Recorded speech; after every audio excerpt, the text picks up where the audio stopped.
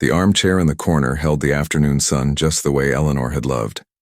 Dust motes danced in the golden shafts of light, each one a tiny, forgotten memory swirling around the worn floral fabric where her head used to rest. She always said this house wasn't built with wood and nails but with laughter and whispered secrets. Its foundation settled deep in the 50 years we'd shared. But as my daughter Clara's shadow fell across the floor, I realized a home built on memories can be demolished in a single moment. She stood there, not seeing a home, but an asset, her eyes scanning the room with the cold appraisal of an auctioneer. How do you mourn a woman whose love still warms a room when her own child is trying to sell the furniture for parts? Before I dive in, let me know in the comments where you're watching from. And if you enjoy stories like this, please like and subscribe. It helps me keep sharing more. Clara held a sleek silver tablet, a stark contrast to the warm oak and aged brass of our life. She didn't look at me but at the screen, swiping through images of sterile, white rooms and minimalist furniture. "The structural integrity is sound," she said, her voice clipped and devoid of any emotion. "We can get the walls knocked out by next Tuesday. Open concept living is what buyers want. It increases the resale value by at least 12%. She spoke of our home as if it were a stock to be traded, a line item on a balance sheet. The living room where we'd taught her to walk, where Eleanor had wept with joy at her wedding photos, was just a space to be reconfigured for maximum profit. I felt a cold dread creep up my spine, a feeling I hadn't known since the day the doctor gave us Eleanor's diagnosis. This was a different kind of ending, not a slow fade, but a swift, brutal demolition. I could still see the faint imprint of Eleanor's hand on the mahogany mantelpiece, a place she'd steady herself in her final weeks. Clara saw only a dated fixture to be torn out and replaced with imported marble. "Clara," I began, my voice hoarse. "Your mother. She designed this room herself. Every piece has a story." She finally looked up from the tablet, her gaze meeting mine for the first time since she'd arrived. There was no sympathy there, no shared grief. There was only impatience, a flicker of annoyance, as if I were a stubborn stain on her perfectly planned renovation. "Father, sentimentality is a luxury we can't afford right now. We have to be practical." She used the word "we," but the word felt like a lie. There was no "we" in this room. There was just her and me, a ghost in my own life. Eleanor was always 3 steps ahead of everyone, a grandmaster in a world of amateurs. She could read a business contract or a human heart with the same unnerving clarity. She saw the world not just for what it was, but for what it could become, and for the dangers hidden just beneath the surface. I wondered what she would have made of this version of our daughter, a stranger wearing her face. Have you ever felt like a stranger in your own home? That's what I was becoming.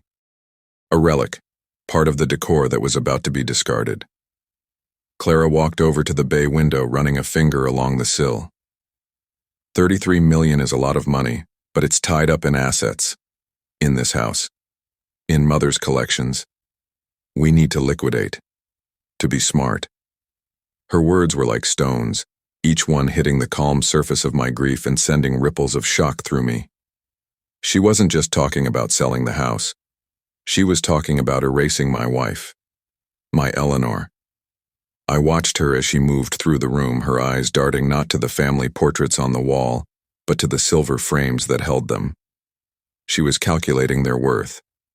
The dread inside me began to solidify into something harder, something colder. It was the quiet, terrifying realization that my daughter wasn't here to grieve with me. She was here to claim her inheritance, and she saw me as the last obstacle standing in her way. She paused in front of my study, her gaze lingering on the heavy oak door. "All of Mother's important papers are in there, right? The estate documents? The final will?" The question hung in the air, clinical and sharp. It wasn't the question of a grieving daughter seeking closure. It was the question of a predator locating its prize. I couldn't find the words to answer.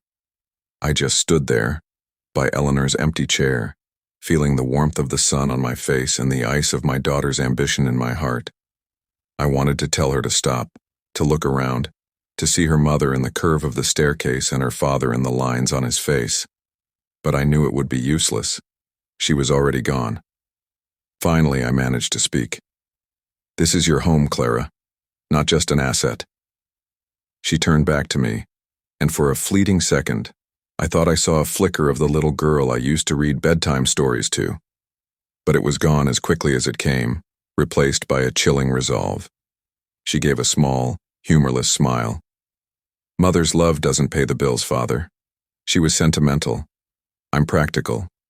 And practically speaking, this house, this money, it was always meant for me. It's my future now, not your past." The sound of a key turning in a lock you've used for 50 years is a familiar comfort, a metallic whisper that says, "You are home." The sound of a key not turning, of it scraping uselessly against tumblers that no longer recognize it, is a declaration of war. I stood on my own porch, the brass key Eleanor had picked out now a worthless piece of metal in my hand, listening to the silence on the other side of the door. I never imagined the war would be for the right to exist in my own home. What do you do when the person who changed the locks is the one you taught how to tie her shoes? The door swung open before I could knock, and Clara stood there, silhouetted against the warm light of the foyer. She wasn't angry, or sad, or even triumphant. She was nothing. A blank slate of clinical efficiency. Her arms were crossed, her posture a solid wall between me and my life. Behind her, I could see a small, worn leather suitcase sitting by the door. My suitcase.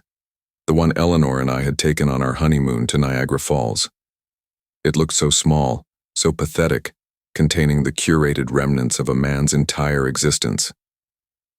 "There's been a change of plans," she said, her voice as flat and hard as a polished stone. The sound of her voice, once a melody in this house, was now just noise, a frequency that vibrated with dismissal. I tried to push past her, a desperate, feeble motion. "Clara, this is ridiculous. This is my home." She didn't move. It was like pushing against a statue. Her strength surprised me, a cold, unyielding force I didn't recognize. "No," she corrected, the word precise and sharp. "It was your home. Now it's my primary asset. And your presence here is a liability." A liability. I, her father, was a liability.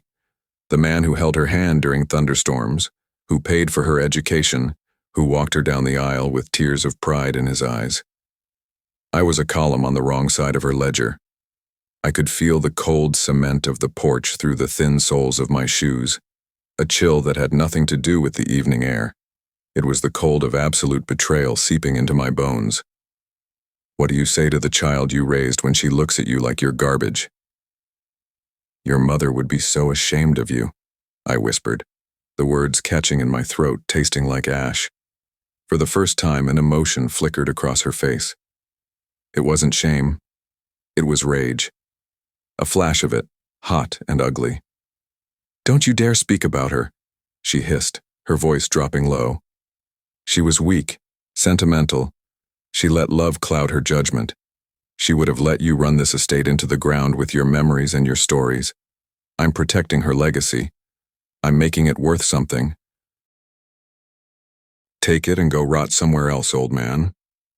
The words hit me harder than a physical blow. Old man. She had stripped me of my name, of my role as her father, and reduced me to a demographic, a problem to be disposed of. My hand trembled as I reached down and gripped the worn leather handle of the suitcase. The leather felt rough and familiar beneath my fingers, a tangible link to a past that now felt like a dream. I looked up at her one last time, searching her face for any sign of the daughter I knew, the little girl who made me dandelion crowns in the backyard. But she was gone. In her place was a stranger with my wife's eyes and a heart of ice. I didn't say another word. There was nothing left to say. I turned and walked down the path I had laid with my own 2 hands 50 years ago. Each step was a lifetime. Each crunch of gravel under my feet was a memory being ground into dust. The front door clicked shut behind me, the sound of the new lock engaging, sealing my life away. As I reached the sidewalk, the streetlights flickered on, casting long, lonely shadows. I stood there, a man with a small suitcase and a universe of grief, a ghost exiled from his own story. I had nowhere to go. I had nothing. Clara had taken the house, the money, everything Eleanor and I had ever built. She had taken my past and my future in one clean, brutal motion. But as the profound emptiness threatened to swallow me whole, a whisper of a memory surfaced. A strange and specific instruction from Eleanor, spoken in a low voice a few weeks before she passed. She had been looking out the window at the garden, her hand frail but firm on mine. "William," she'd said, her voice clear despite her weakness, "when the time comes and things get confusing, trust the lawyer, not the tears." At the time, I thought she was talking about the complexities of the estate, of being overwhelmed by grief. But now, standing on the cold pavement, her words felt less like a comfort and more like a coded warning. A key she had left me for a lock I didn't yet understand. The motel room smelled of stale cigarettes and a desperation I was quickly learning to recognize as my own.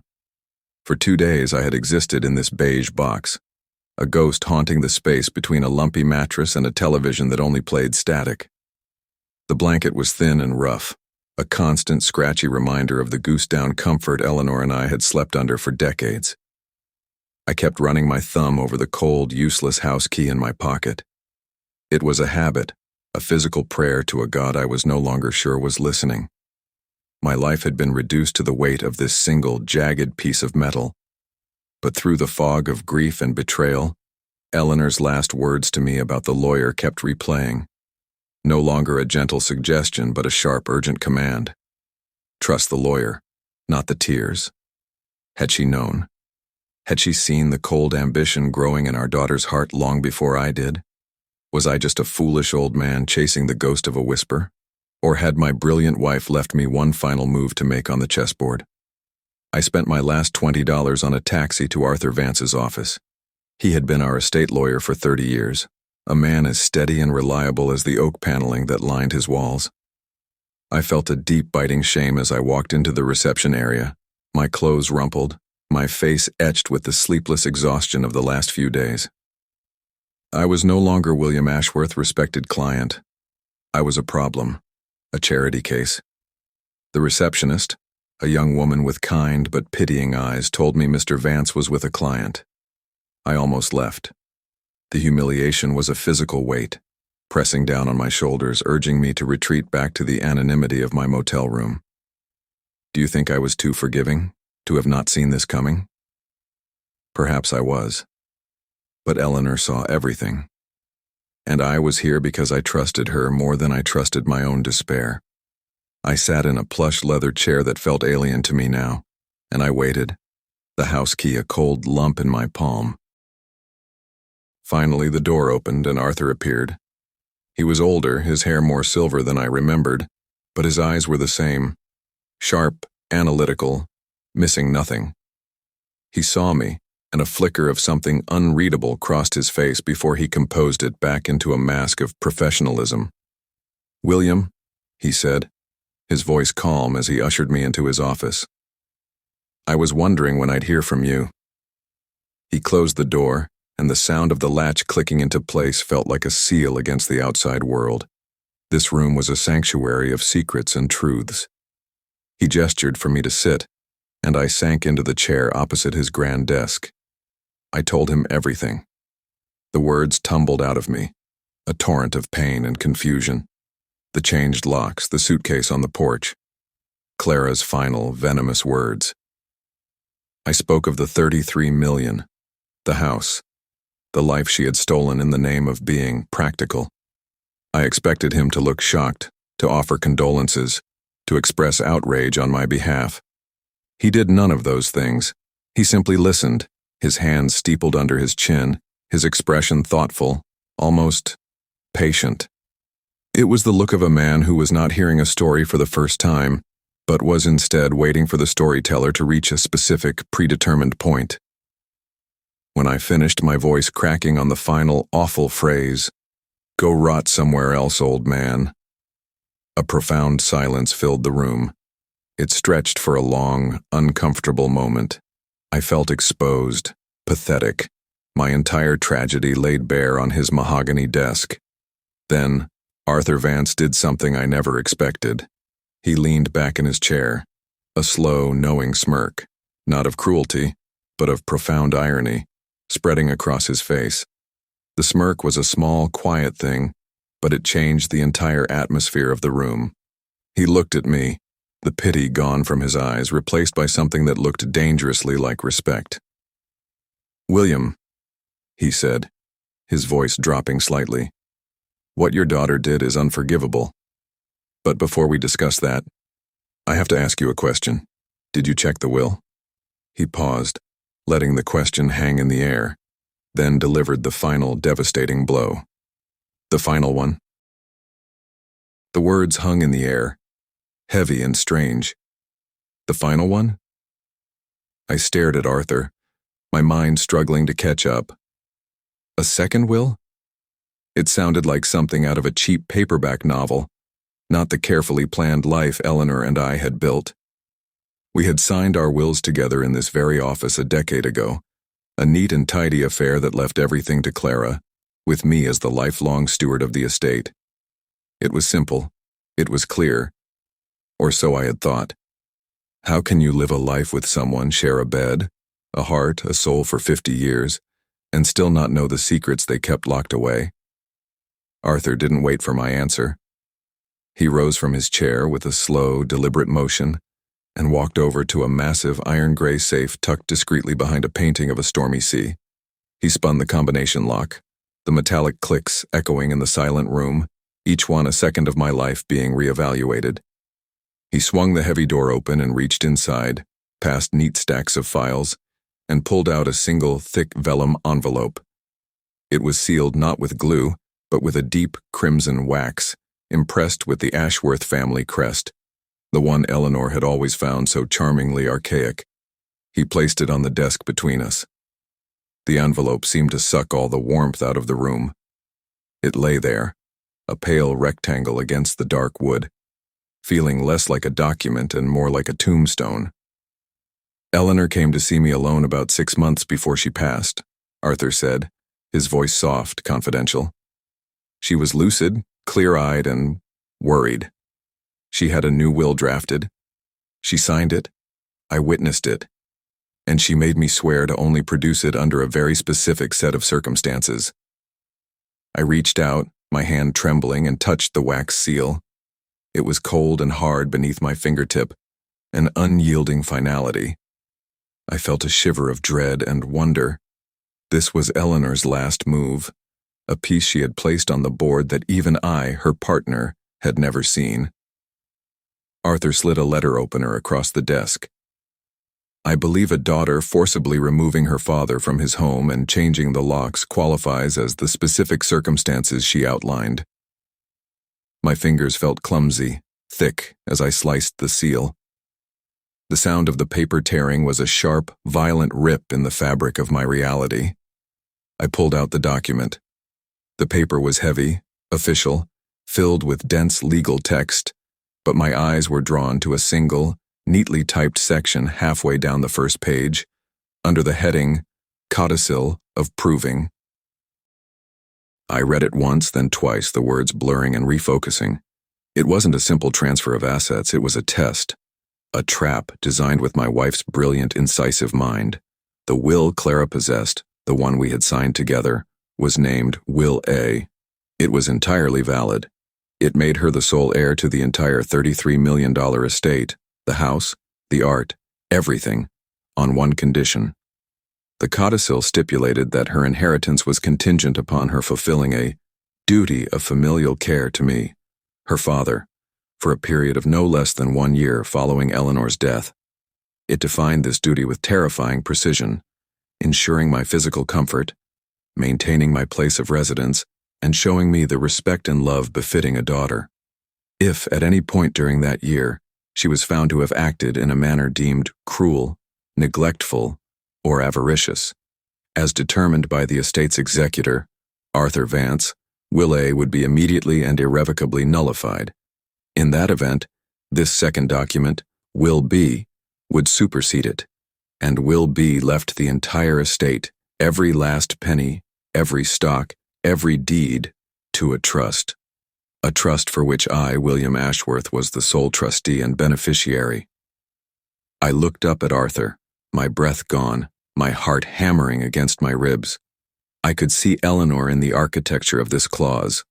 I could hear her voice, calm and logical, laying out the terms.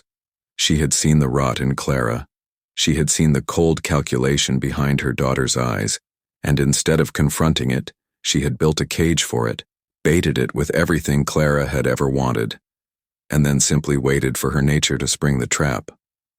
What would you do, knowing your wife had reached across the veil to hand you a loaded gun? It wasn't just about the money. It was about the foresight, the protection, the final fierce act of a woman who had spent her life taking care of me. Clara hadn't just been cruel to me. She had been stupid. She had walked right into the one scenario Eleanor had gambled on, and in her greed she had signed her own financial death warrant. She has no idea this exists? I asked, my voice a dry rasp. Arthur shook his head, that ironic smirk returning. None. She filed probate using Will A. She thinks the game is over. In fact, she's coming in tomorrow morning to sign the final transfer papers for the brokerage accounts. She believes she is walking into this office to become one of the wealthiest women in the state. The pieces clicked into place, a horrifying, beautiful, and devastating picture. Clara, triumphant and smug, about to claim her prize, completely unaware that her own actions had already turned it to dust. A cold, hard resolve began to form in the pit of my stomach, displacing the grief and humiliation. It was the feeling of power. Eleanor had given it to me. And now, I knew exactly what I had to do with it. Arthur leaned forward, his eyes locking with mine, sensing the shift in me. She sealed her own fate, William. When she threw you out, she disinherited herself. All that's left is to make it official. The next morning, I dressed not in the rumpled clothes of an exile, but in the suit Eleanor had bought for me on our 40th anniversary. It was charcoal gray, perfectly tailored, the fine wool a familiar comfort against my skin. Looking in the small, cracked mirror of the motel bathroom, I saw the weariness in my eyes, but beneath it, something else was stirring. A quiet fire. I wasn't the grieving victim anymore. I was Eleanor's husband, and I was about to execute her final brilliant maneuver. When I arrived at Arthur's office, I was shown not to his main office, but to a small adjoining observation room. A one-way mirror, dark and imposing, dominated one wall, looking directly into a formal conference room. Arthur had explained the setup. Clara would see her own reflection, but I would see everything. I was to be a silent, invisible witness to the final act of her self-destruction. Is it wrong to want to see the moment a person's world collapses, especially when that person is your own child? I didn't know the answer, but I knew I had to be there. I stood in the darkened room, my heart a slow, steady drum against my ribs. The conference room on the other side of the glass was pristine, the long mahogany table polished to a mirror shine. A stack of documents sat at the head of the table, looking official and final. Then, she walked in. Clara was radiant, dressed in a sharp, cream-colored pantsuit, a portrait of success and entitlement. She moved with an easy confidence, a woman who believed she was about to inherit the world. She smiled at Arthur, a bright, disarming smile that didn't reach her cold eyes. "Arthur, good morning," she said, her voice smooth as silk. "Ready to finalize this? I have a meeting with a developer at noon." She spoke of bulldozing my life as if it were a casual business appointment. She took her seat, her back to me, and began casually flipping through the top pages of the documents, a picture of impatient triumph. Arthur sat opposite her, his face a perfect mask of calm professionalism. "Good morning, Clara. There are just a few formalities to address before we sign the final transfers." He spoke with a measured, almost gentle tone, the voice of a man patiently explaining a complex but routine procedure. Clara waved a dismissive hand. Yes, let's get on with it. Arthur ignored her impatience. As the executor, I am required to confirm that all conditions of the will have been met, specifically the codicil of proving attached to Will A. A flicker of something, annoyance, confusion crossed Clara's face. She stopped flipping the pages. The what? The duty of care clause? That's just legal boilerplate, Arthur. Father is, well, he's found other arrangements. The lie was so effortless, so smooth it stole my breath. Other arrangements. She made my exile sound like a choice, a pleasant retirement plan I had selected for myself. Arthur leaned forward slightly, his gaze never leaving her face. Is that what you call it? Because my understanding is that you changed the locks on his home and instructed him to, and I quote, go rot somewhere else. The silence that followed was absolute. Clara froze. Her hand, which had been resting on the documents, clenched into a fist. I could see the muscles in her neck tighten. The color drained from her face, leaving her with a pale, waxy complexion. The confident heiress vanished, replaced by a cornered animal. Who told you that? She finally stammered, her voice losing its silky quality, becoming thin and brittle. He did? That old man is losing his mind. He's confused. Arthur's expression remained unchanged, but his voice hardened, taking on the sharp, precise edge of a surgeon's scalpel. On the contrary, he's been perfectly clear, and his statement, which has been notarized, constitutes a formal contestation of your fulfillment of the codicil. A contestation that, as executor, I am legally obligated to investigate and rule upon. He let the words sink in. He wasn't accusing her. He was simply stating the facts, laying out the legal mechanics of her downfall with chilling detachment. This is insane, she sputtered, her composure shattering. It's my inheritance. Mother left it all to me. She did, Arthur agreed calmly. Contingent upon a duty you have demonstrably and cruelly failed to perform. Which brings us to this. He reached into his briefcase and pulled out the second envelope, the one with the crimson wax seal, now broken. He slid it across the polished table. It stopped directly in front of her. This is Will B, the final and superseding testament of Eleanor Ashworth.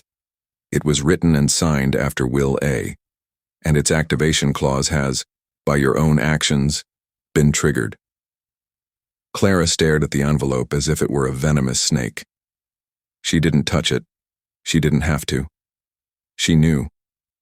I could see the dawning horror in her eyes, the frantic calculations of a mind realizing it has been completely and utterly outplayed. Her arrogance crumbled into raw panic. This is a trick, she whispered, her voice trembling. It's not legal. I'll fight this. I'll get my own lawyers. You are welcome to try, Arthur said, his voice now devoid of any warmth. But your mother was meticulous. This document is ironclad. She knew you, Clara. She knew you better than you know yourself. He stood up, the meeting clearly over. Will A is null and void. The entirety of the Ashworth estate, including the house you currently occupy and the $33 million you believed were yours, now belongs to the trust specified in Will B, a trust for which your father is the sole beneficiary. You have in effect disinherited yourself. You have 72 hours to vacate the premises. After that, you will be considered a trespasser. He turned to leave, but then paused at the door, delivering the final crushing blow. And one more thing. Your mother left a personal note for you. It's inside the envelope. He walked out, closing the door softly behind him, leaving Clara alone in the silent room with the ruins of her life. Clara sat there, utterly still, a statue carved from disbelief. The vibrant, confident woman who had walked in minutes earlier was gone, replaced by a hollow shell. Her eyes were fixed on the vellum envelope as if it held not a letter, but her own death sentence. From my vantage point in the darkened room, I watched my daughter break. It wasn't a loud, dramatic collapse, but a slow, silent implosion. Her shoulders slumped, her head bowed. The fight, the fire, the cold ambition, it all just evaporated, leaving behind a raw, shivering vulnerability I hadn't seen since she was a small child who had just woken from a nightmare. What does it feel like to watch your own child's future, the one you helped build, get erased in an instant? It feels like an impossible mix of justice and sorrow. Her hand, shaking uncontrollably, reached for the envelope. She pulled out a single folded sheet of Eleanor's personal stationery. The familiar cream-colored paper with the embossed EA at the top looked so gentle, so innocuous. She unfolded it, and I watched her read. I didn't need to see the words to know what they said.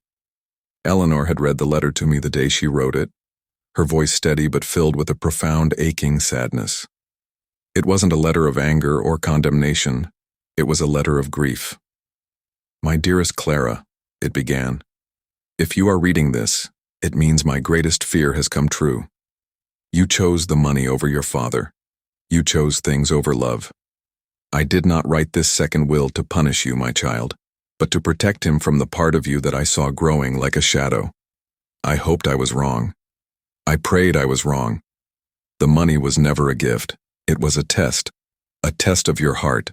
And if you are reading this, it means you have failed. I love you, Clara. I will always love the little girl you once were. But a legacy is not about wealth. It is about the love you leave behind. And in your pursuit of one, you have destroyed the other." As she read, the first sob tore through her, a ragged, guttural sound that seemed to be ripped from her very soul. It was followed by another, and another, until she was weeping uncontrollably, her face buried in her hands, her body shaking with the force of her despair. The 33 million was gone. The house was gone. But I knew in that moment she wasn't crying for the money. She was crying for the loss of her mother's faith, for the stark, irrefutable proof of her own monstrous failure, laid bare in her mother's elegant script. She was crying because she finally understood that she had traded her father's love and her mother's legacy for a pile of gold that had vanished like smoke. She had won her brutal, practical victory, and her prize was nothing. Just an empty house and a letter confirming she had broken her mother's heart. I stepped out of the observation room and walked into the conference room. The sound of the door opening made her flinch. She looked up, her face streaked with tears, her eyes wide with shock and shame. Seeing me there, standing in my suit, no longer the broken old man she had exiled, but the man who now held everything, seemed to be the final blow. She didn't speak. She couldn't. There were no more lies to tell, no more justifications to make. There was only the ugly truth between us. I walked to the table and picked up the documents for Will B. I looked from the papers in my hand to the broken woman who was my daughter. I saw the little girl who scraped her knee and cried for me to make it better. I saw the teenager who rolled her eyes at my advice. I saw the ambitious woman who mistook ruthlessness for strength. And for the first time in days, the cold fire of my anger began to cool, replaced by a deep, weary ache. Eleanor had given me the power, the victory, the justice, but she had also left me with a choice. "You have 72 hours, I said, my voice quiet, echoing Arthur's words but with a different weight. She flinched, expecting the rest of the sentence, the part about trespassing. But I didn't say it. I just looked at her, letting the silence stretch. Then I turned and walked out of the room, leaving her alone with her mother's letter and the consequences of her choices. I didn't need to throw her out. Eleanor's words had already done that. The true lesson of this story isn't about revenge or the satisfaction of winning. It's about the nature of inheritance. We think it's about money and property, the things we leave to our children. But the real inheritance is what we leave in them. Kindness, integrity, and the capacity for love are the only assets that never lose their value. My wife knew that, And her final act was to teach our daughter a lesson far more valuable than $33 million. That a house is not a home, and that a life without love is the ultimate poverty. What do you think is the most important thing a parent can leave for their child? Let me know your thoughts in the comments below. And if this story resonated with you, please subscribe for more.